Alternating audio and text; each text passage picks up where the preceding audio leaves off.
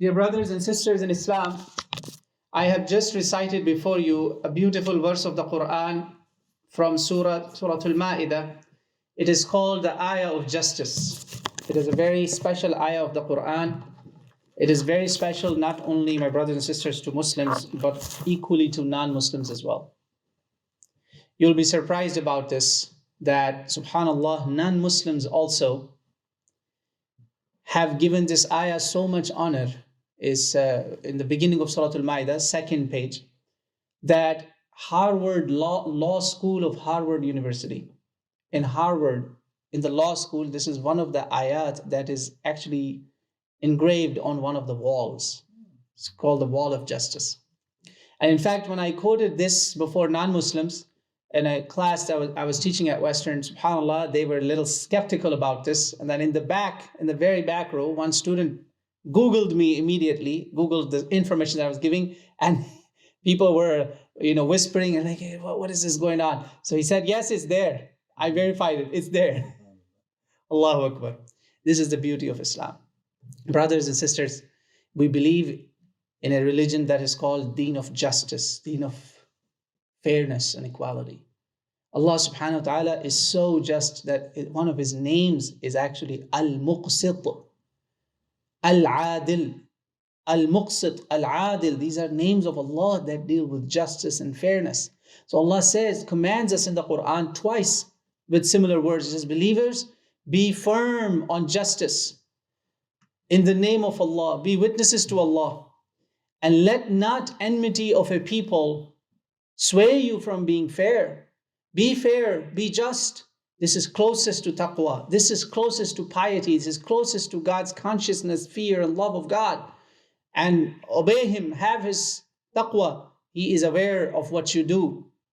Allah Almighty has promised the believers that there will be great reward for forgiveness and great reward for them. So this is the message. Now, connecting this message with the months of Rajab and Shaban, there are so many practices that take place, my brothers and sisters, in these months that sadly do not have basis in Islam. Practices especially. Today, I'm going to highlight for just a few minutes, inshallah, not only a practice, but also certain beliefs that people hold about this month. For instance, about Rajab, these 2 months actually, about Rajab, people believe, there's a commonly held belief that Prophet Muhammad ﷺ ascended toward the heavens. First, he traveled to Jerusalem. Then from Jerusalem, he ascended towards the heavens. The horizontal journey and the vertical journey, it all happened in the month of Miraj. In the month of Rajab, it's called Isra and Miraj. People believe that it happened in the month of Rajab. Not true. That belief is incorrect. It's ill-informed, to say the least. And I have presented plenty of evidence that if you need, I can give it to you, inshallah, at a later time. There is no dalil of the month. There is no dalil of the day. There is no dalil of the event taking place at all in the month of Rajab. That's the bottom line. It's just said it over and over and over. Yes, the journey of Prophet Muhammad toward Jerusalem and toward the heavens, al-Isra wal-Mi'raj, there's no question about it. There's no question about its authenticity. It is authentic journey, no question about it. But to pinpoint it that it happened on a night and then make celebrations on that night and then do fasting on the next day, all of this has nothing to do with Islam. So practices and the beliefs associated with this often are incorrect. And very famous disbelief, unfortunately, or disinformation that people believe about, that Prophet Muhammad saw Allah with his eyes. A'udhu billah. How could that be? Allah says in the Quran, لا تدركه الأبصار وهو يدرك الأبصار وهو اللطيف الخبير. Al-Mu'mineen, our mother's testimony, Aisha radiallahu anha, she said this. She said this to people. How could you say that the Prophet saw God? Don't you know Allah says in the Quran that no eyes can get to him? And he has the eyes. Only He has all the seeing. No eyes can get to Allah. Remember, if Allah subhanahu wa ta'ala is encompassed within our eyes, then Allah is no longer limitless. One of the fundamental features of our aqidah, our iman, the prophets of Allah, and all all the righteous people is that they believe in God without seeing Him. Musa asked Allah, Ya Rabb, I want to see you. Inni arini anzur ilayk. Allah says, lan tarani walakin انظر ila al-jabal fa in istaqarra makanahu fasawfa tarani. Allahu Akbar. So please remember this. That's a false notion. It's an incorrect belief. And people sometimes even quote wrong sayings in the name of Prophet ﷺ, that Prophet saw Allah. There was no hijab between him and Allah. A'udhu billah. Don't do this, brothers and sisters. This is very serious, actually. Wallahi, it's not funny. It's scary. You have no idea what people are actually making others believe. Allah guide our khutaba, our speakers, who say this kind of information, brothers and sisters. It's disinformation, and then it's believed over and over. Then comes to the month of Shaban. Of course, I want to worship, I want to pray, and I want to get closer to Allah subhanahu wa ta'ala, but I cannot do it on my terms. Remember that. We believe in Allah and we worship in Allah on Allah's terms, brothers and sisters, not on our terms. All right? Please keep that in mind. If you need the audio, you can bring it, inshallah. You can just bring it while I'm talking, inshallah. Just quickly connect it, inshallah. Just have it, sit next to the member. There, mashallah, we have Alhamdulillah, I'm a guest on a channel right now. There's like 100,000 subscribers on the channel, but they're seeing my video and they're not seeing my audio. We forgot the whole thing, just the connectivity. Just unhook it and just, bring it like that over here, inshallah. So just ignore the brothers, just try to focus, inshallah, what I'm presenting to you. So having said that, we don't worship Allah on our terms. We don't believe we don't have aqeedah or belief in Allah subhanahu wa ta'ala on our terms. We have this upon what Allah tells us, or the Rasul of Allah, Messenger of Allah sallallahu alaihi wasallam tells us how to believe. So keep that in mind. So that's the matter of Rajab, the month of Rajab, Laylatul Isra wal Miraj, and seeing of Allah subhanahu wa ta'ala, and fasting the next day. So you don't fix it on the 27th night, number one. Number two, you do not associate Prophet Muhammad sallallahu alaihi wasallam seeing Allah on that night. Two.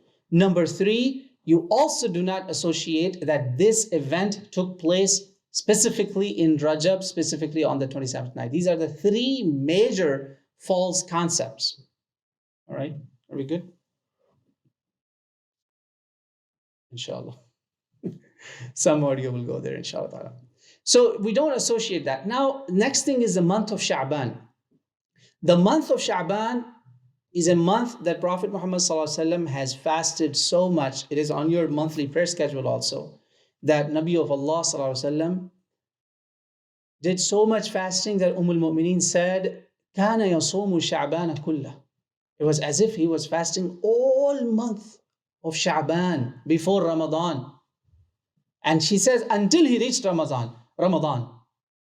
Or sometime it would be like very little Prophet Muhammad ﷺ skipped. Subhanallah. So this is the reality of month of Shaban.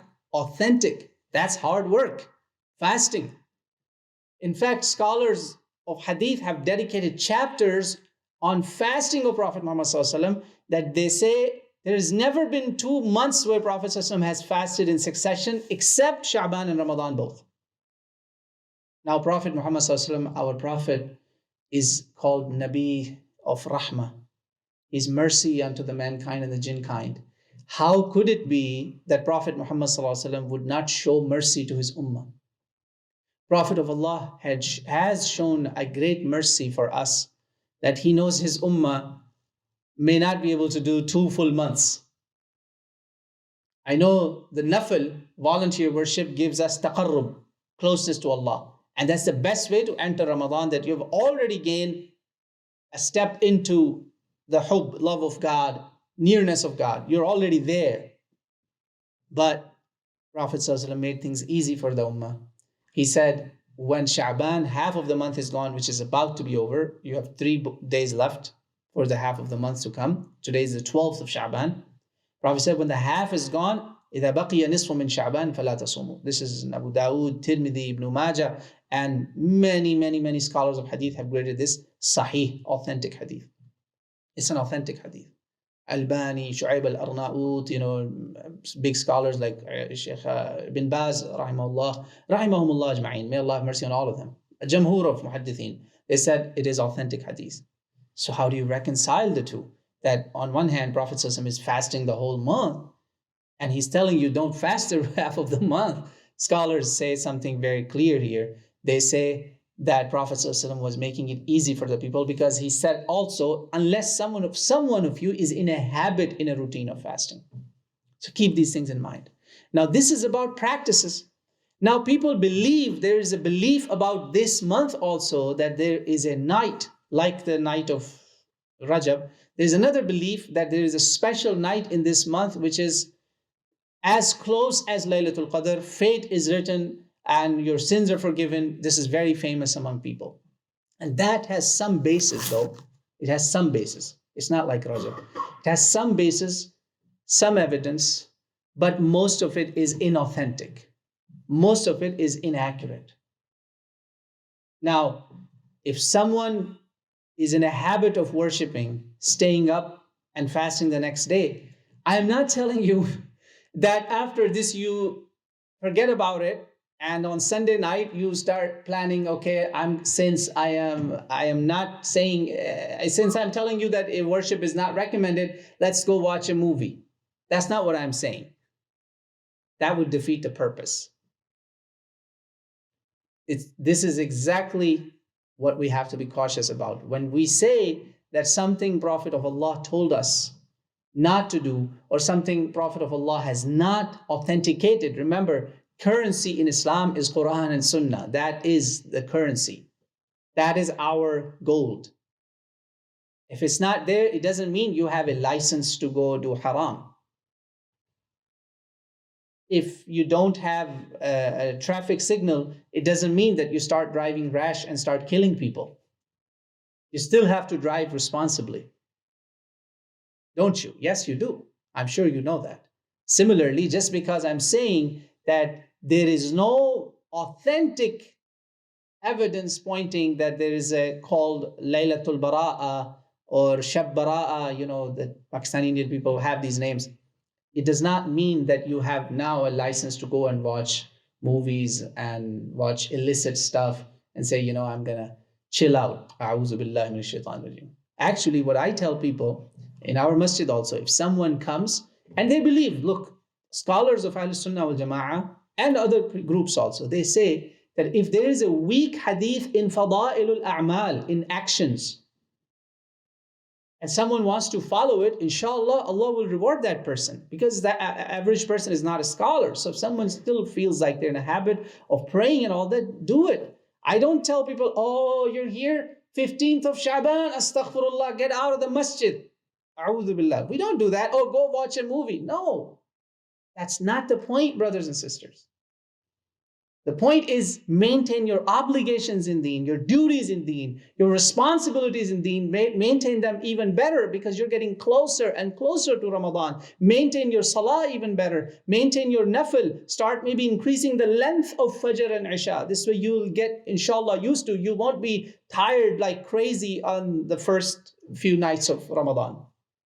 That's what you have to do. The authentic is ample, is a lot. So this is the second major thing that we have to be watchful. Third is not really amongst Ahlus Sunnah wal Jama'ah. So there are three major misbeliefs that we have to, inshallah, clarify today, and practices are associated with it. And this one has some basis, of course. And as I told you, that if someone believes that they can act upon even a weak hadith, inshallah, Allah subhanahu wa ta'ala may reward you. So, you do that. But to believe that there is a night that is as big as Laylatul Qadr, that's not a correct belief. And there's no evidence in the Quran and authentic Sunnah of Prophet ﷺ that suggest that there is such a night. So forget the Laylatul Bara'ah, that it's like Laylatul Qadr, the fate is decided, forget that. Third thing is that, Muslims are known around the world, among Muslims and non-Muslims, that they have these two sects, unfortunately. We're all supposed to be Muslims, but there's a sect that claims to be that they love family of Prophet Muhammad Sallallahu Alaihi Wasallam. They are another reason that they have made 15th of Shaban, half of this month, the Islamic month I'm talking, as a popular month. Now, why is it? I'll tell you why. Because of a belief that is commonly held first. Muslims believe that from the household of Prophet Muhammad Sallallahu Alaihi Wasallam, Allah subhanahu wa ta'ala will bestow us a leader who would restore justice on earth. And his name will be upon the name of Prophet Muhammad Sallallahu Alaihi Wasallam. He would be named Muhammad. And he will be from the loin of Prophet's daughter Fatima, from her progeny. Peace be upon them all. So we agree on that part. Because we can't deny authentic hadith of Prophet Sallallahu Alaihi Wasallam. In fact, the hadith are to the level of tawatur.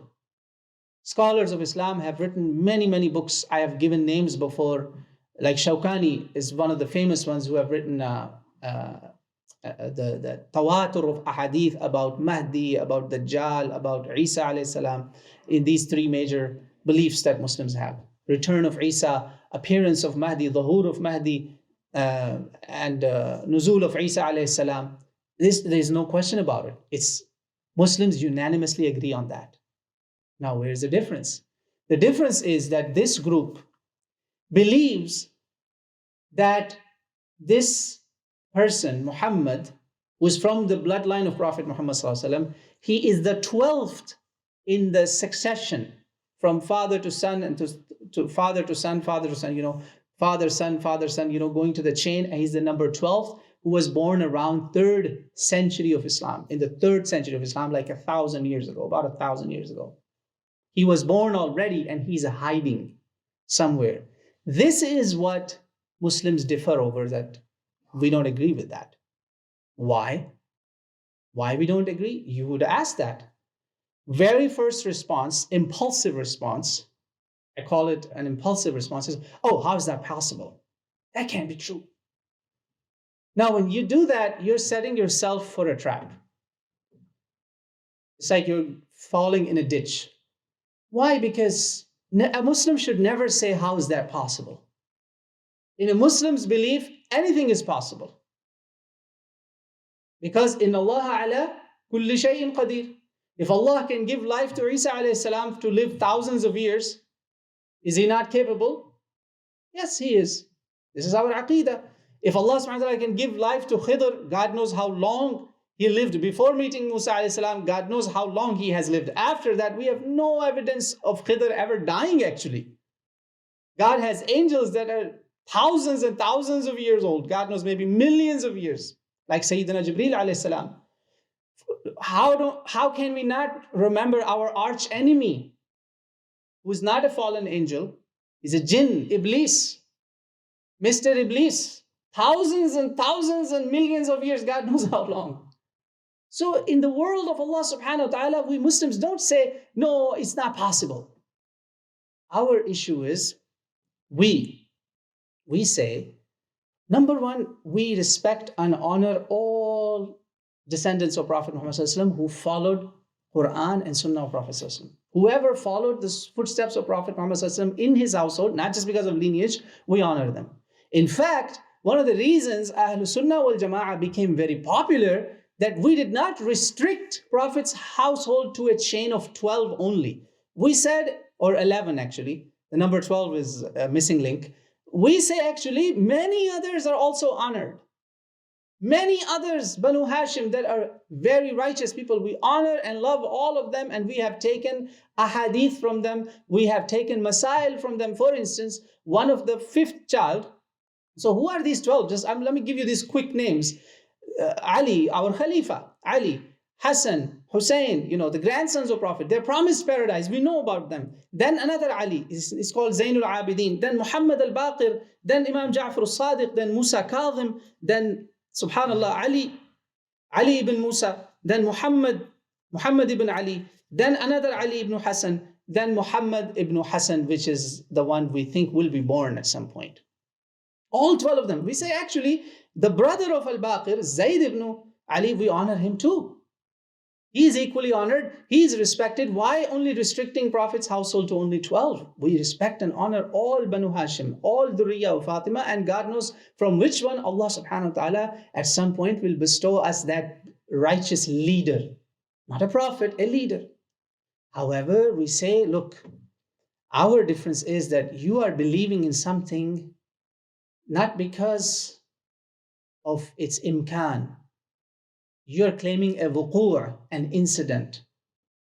Our difference is upon the wuqu', not on the imkan, not upon the possibility. Did it really happen? The answer is no. There is no evidence in all Islamic literature, my brothers and sisters.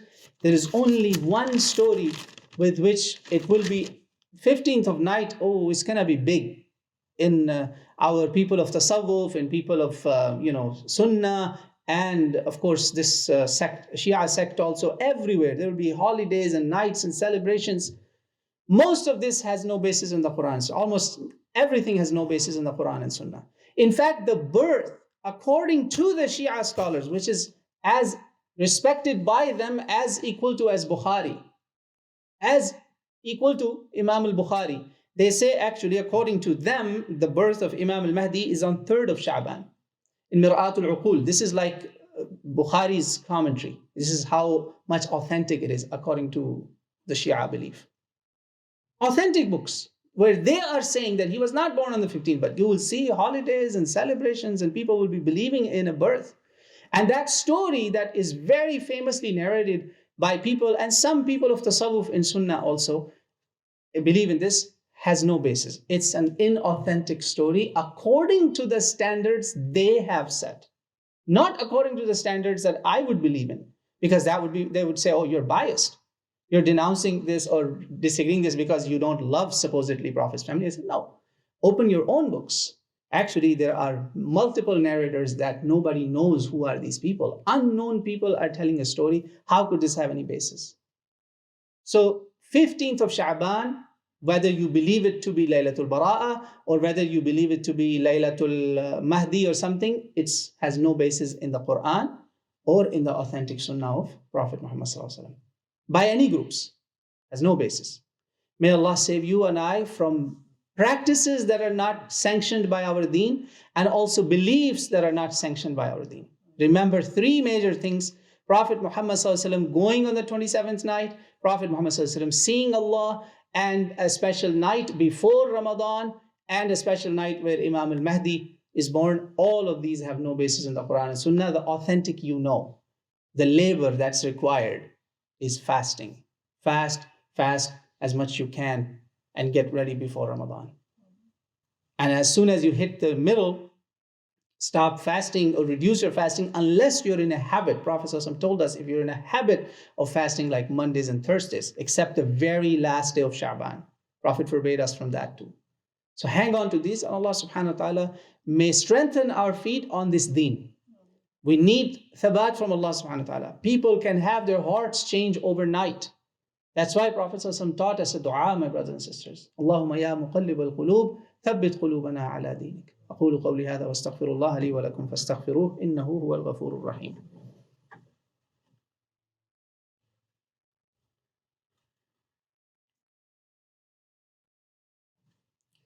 Alhamdulillah wassalatu wassalamu ala rasulillah amma ba'd. My brothers and sisters, Islam is Deenul Haqq. When enemies of Islam knew that Muslims believe in something that is called a riwayah, a narration, they had an opportunity and they used every possible avenue to interject false things as false reports. But Alhamdulillah, from day one, this ummah has been blessed by Allah subhanahu wa ta'ala, that Allah afforded this ummah rijal, men, the great men of honor, who were like people of great intellect and great wisdom, and they were like jewelers. A jeweler knows that this is fake or this is real. They would identify, and they would identify people, they would identify bad chains, they would identify mistakes from day one. This is not the knowledge that is coming out today. You may not have heard it before, but it is an authentic knowledge that is honored by all groups of Islam. Sadly, many khutaba don't respect it because it affects their business. But it's an Alhamdulillah honor for this ummah that Allah subhanahu wa ta'ala blessed this ummah, people of intellect who were experts in authenticating what our Nabi said, because this is a valid currency. What our Nabi said, or people surrounding or connecting our Nabi, what they said, every word they would utter about Islam, they would be thoroughly investigated. Alhamdulillah. We have authentic deen with us. Alhamdulillah. It is available. Please plan to hang on to these authentic things. Make your adhkar of morning and evening more regular now. Make sure you start doing Suratul Kahf if you don't do it. Make sure you do fast these 3 days, the white days, 13, 14, and 15. If you could do that in continuity, of course, this is the best thing to do, inshallah. We have a lot of authentic to hang on to. May Allah subhanahu wa ta'ala give us tawfiq. May Allah strengthen our hearts on haqq, on truth. May Allah enable us to see haqq as haqq and give us strength and ability to remain steadfast on it and to follow it. And may Allah enable us to see evil as evil, falsehood as falsehood, and give us strength and ability to stay away from it. Allahumma arina al-haqqa haqqa warzuqna ittiba'ah wa arina al-batila batila warzuqna ijtinabah. One of our very senior members in this community, Kanaan family, Sister Shadia Kanaan's husband, he died in Palestine. May Allah subhanahu wa ta'ala forgive him, give him highest place in Jannah. We have many other brothers and sisters, including myself, who have had relatives that passed away during the last 2 weeks. May Allah subhanahu wa ta'ala forgive all the Muslims who have passed away, who have left this dunya. May Allah subhanahu wa ta'ala make their journey to Akhirah an easy one, widen their graves, and give them the companionship of Prophet Muhammad sallallahu alaihi wasallam and all the noble people around him, inshallah. May Allah subhanahu wa ta'ala give you and I husnul khatimah. May Allah subhanahu wa ta'ala make you and I among those who will say La ilaha illallah Muhammadur Rasulullah as last words before leaving this world. اللهم اجعل آخر كلامنا في الدنيا لا إله إلا الله محمد رسول الله. اللهم اغفر لجميع المؤمنين والمؤمنات المسلمين والمسلمات الأحياء منهم والأموات. اللهم اشف مرضانا ومرضى المسلمين. اللهم اشف مرضانا ومرضى المسلمين. اللهم اشف مرضانا ومرضى المسلمين. اللهم ربنا آتنا في الدنيا حسنة وفي الآخرة حسنة وقنا عذاب النار. قال الله تعالى في القرآن الكريم إن الله وملائكته يصلون على النبي يا أيها الذين آمنوا صلوا عليه وسلموا تسليما. اللهم صل وسلم على نبينا محمد وعلى آله وصحبه وبارك وسلم وأقم الصلاة.